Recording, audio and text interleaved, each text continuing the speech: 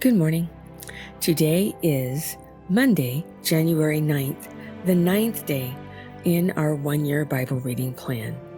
Today we will be reading Genesis chapters 20 through 22, Matthew chapter 7, verses 15 through 29, Psalm 9, and Proverbs chapter 2, verses 16 through 22. Let's begin, starting with Genesis chapter 20. And Abraham journeyed from there to the south and dwelt between Kadesh and Shur and stayed in Gerar. Now Abraham said of Sarah his wife, "She is my sister." And Abimelech, king of Gerar, sent and took Sarah. But God came to Abimelech in a dream by night and said to him, "Indeed, you are a dead man because of the woman whom you have taken, for she is a man's wife." But Abimelech had not come near her, and he said, "Lord, will you slay a righteous nation also? Did he not say to me, 'She is my sister'? And she, even she herself, said, 'He is my brother.' In the integrity of my heart and innocence of my hands, I have done this." And God said to him in a dream, "Yes, I know that you did this in the integrity of your heart, for I also withheld you from sinning against me. Therefore, I did not let you touch her. Now, therefore, restore the man's wife, for he is a prophet, and he will pray for you, and you shall live. But if you do not restore her, know that you shall surely die, you and all who are yours."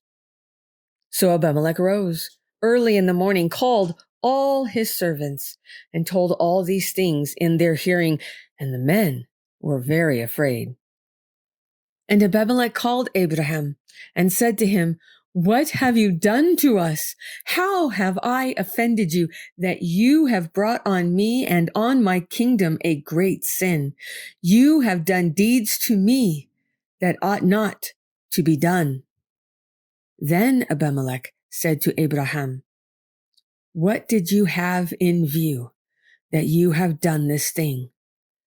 And Abraham said, "Because I thought surely the fear of God is not in this place, and they will kill me on account of my wife. But indeed, she is truly my sister. She is the daughter of my father, but not the daughter of my mother, and she became my wife.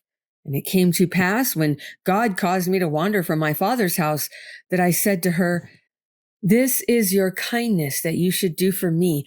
In every place, wherever we go, say of me, he is my brother.' Then Abimelech took sheep, oxen, and male and female servants and gave them to Abraham. And he restored Sarah his wife to him. And Abimelech said, 'See, my land is before you. Dwell where it pleases you.' Then to Sarah he said, 'Behold, I have given your brother 1,000 pieces of silver. Indeed, this vindicates you before all who are with you and before everybody.' Thus she was rebuked. So Abraham prayed to God, and God healed Abimelech, his wife, and his female servants. Then they bore children, for the Lord had closed up all the wombs of the house of Abimelech because of Sarah, Abraham's wife. And the Lord visited Sarah, as he had said, and the Lord did for Sarah as he had spoken. For Sarah conceived and bore Abraham a son in his old age, at the set time of which God had spoken to him. And Abraham called the name of his son who was born to him, whom Sarah bore to him, Isaac. Then Abraham circumcised his son Isaac when he was 8 days old, as God had commanded him. Now Abraham was 100 years old when his son Isaac was born to him. And Sarah said, "God has made me laugh, and all who will hear will laugh with me." She also said, "Who would have said to Abraham that Sarah would nurse children? For I have borne him a son in his old age." So the child grew and was weaned. And Abraham made a great feast on the same day that Isaac was weaned. And Sarah saw the son of Hagar, the Egyptian, whom she had borne to Abraham, scoffing.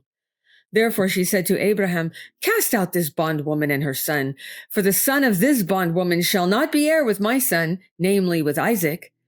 And the matter was very displeasing in Abraham's sight because of his son. But God said to Abraham, Do not let it be displeasing in your sight because of the lad or because of your bondwoman. Whatever Sarah has said to you, listen to her voice, for in Isaac your seed shall be called. Yet I will also make a nation of the son of the bondwoman, because he is your seed.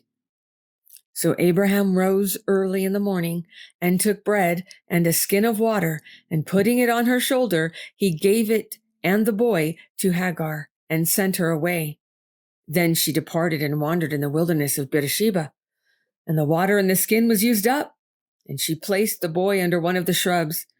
Then she went and sat down across from him at a distance of about a bowshot, for she said to herself, Let me not see the death of the boy.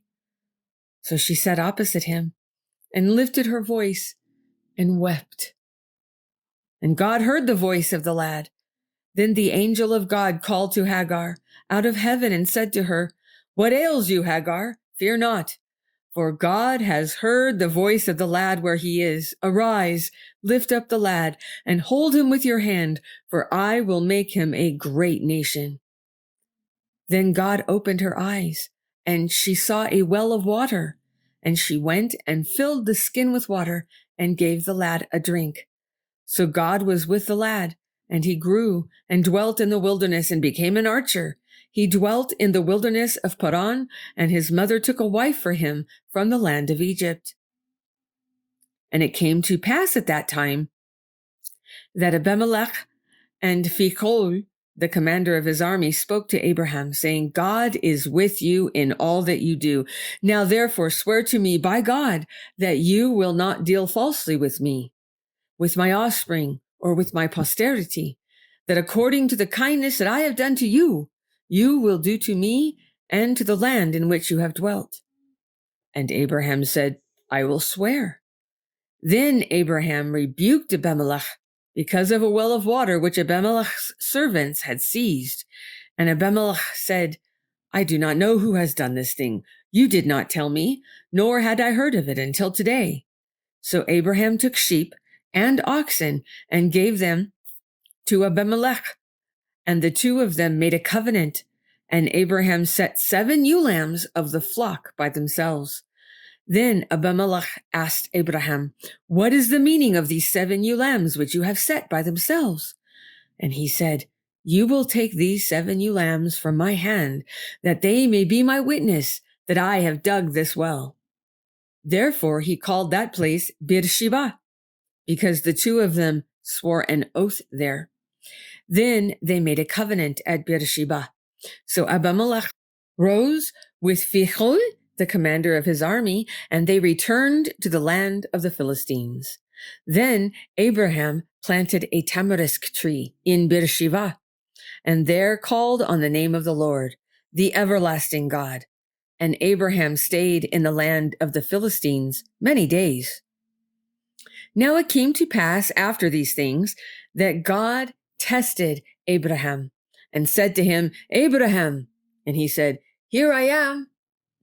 Then he said, Take now your son, your only son Isaac, whom you love, and go to the land of Moriah, and offer him there as a burnt offering on one of the mountains of which I shall tell you.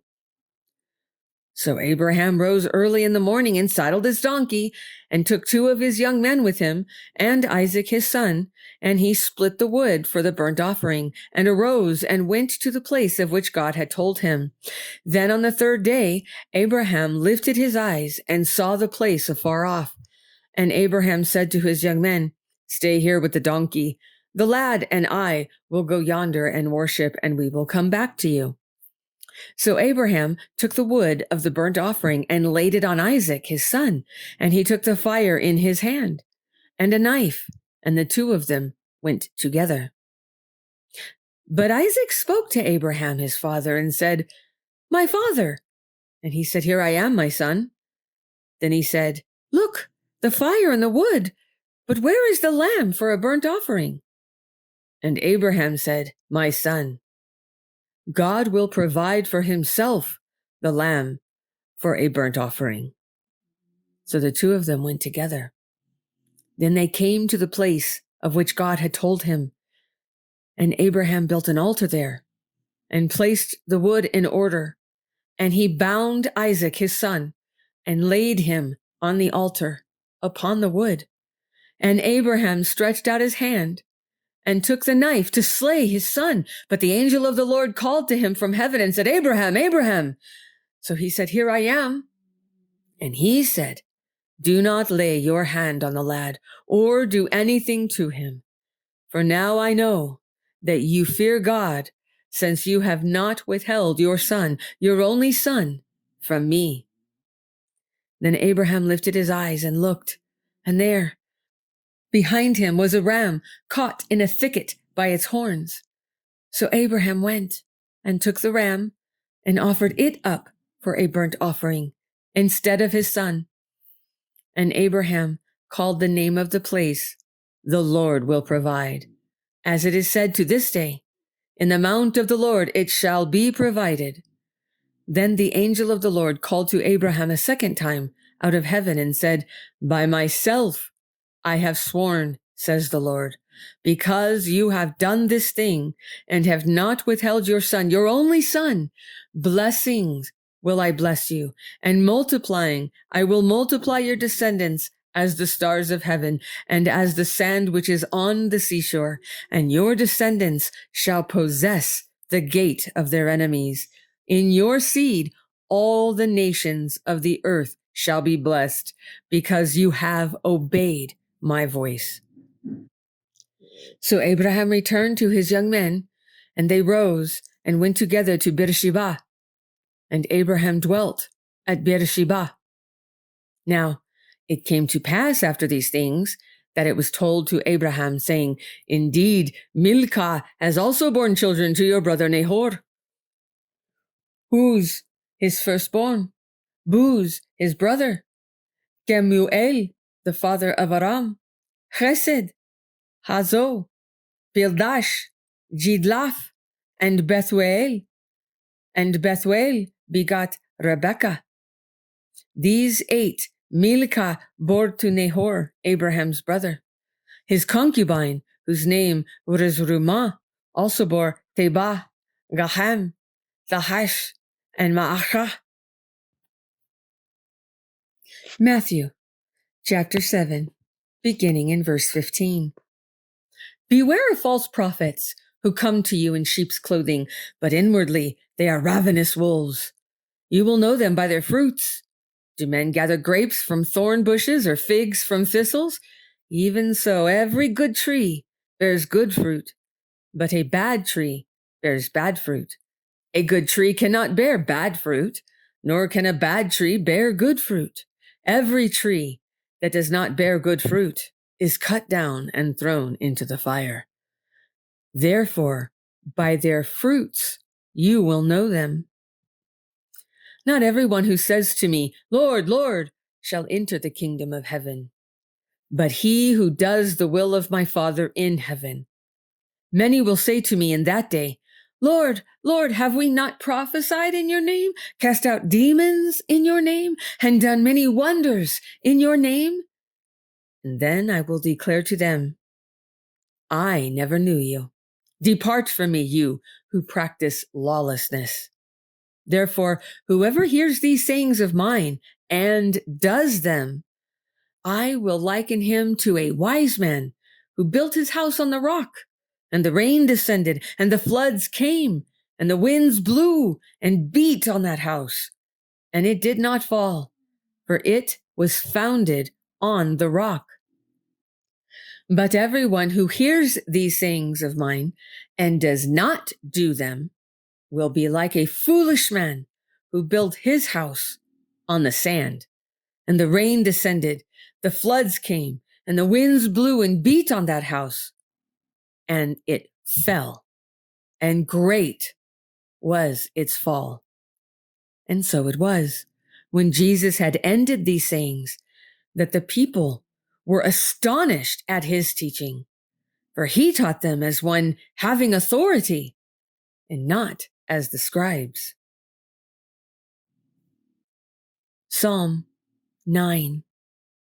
To the chief musician, to the tune of Death of the Son, a psalm of David. I will praise you, O Lord, with my whole heart. I will tell all of your marvelous works. I will be glad and rejoice in you. I will sing praise to your name, O Most High. When my enemies turn back, they shall fall and perish at your presence, for you have maintained my right and my cause. You sat on the throne judging in righteousness. You have rebuked the nations. You have destroyed the wicked. You have blotted out their name forever and ever. O enemy, destructions are finished forever. And you have destroyed cities. Even their memory has perished. But the Lord shall endure forever. He has prepared his throne for judgment. He shall judge the world in righteousness, and he shall administer judgment for the peoples in uprightness. The Lord also will be a refuge for the oppressed, a refuge in times of trouble, and those who know your name will put their trust in you. For you, Lord, have not forsaken those who seek you. Sing praises to the Lord who dwells in Zion. Declare his deeds among the people. When he avenges blood, he remembers them. He does not forget the cry of the humble. Proverbs 2, starting in verse 16.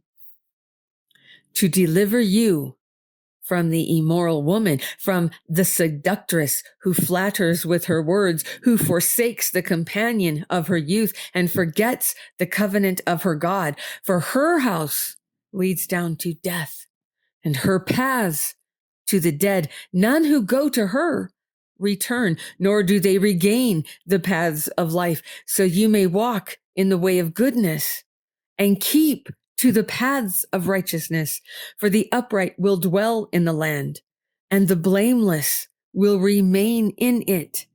But the wicked will be cut off from the earth, and the unfaithful will be uprooted from it.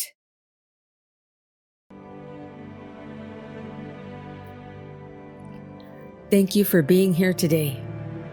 May God bless your day.